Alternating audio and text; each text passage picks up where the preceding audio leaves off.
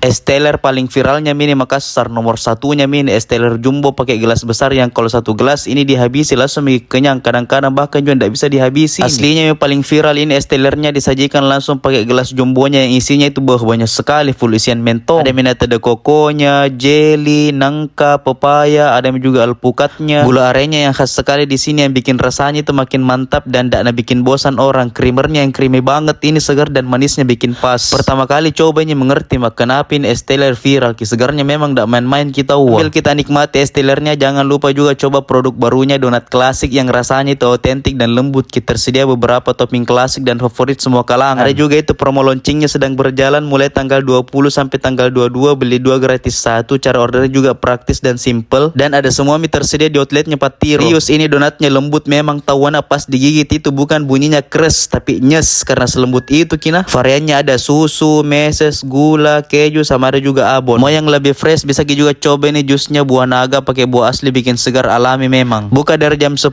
sampai jam 9 malam. Yang kukunjungi nih cabangnya yang di Jalan di Jemma. Jangan cuma lihat-lihat kini videonya nih, langsung juga meluncur coba ki.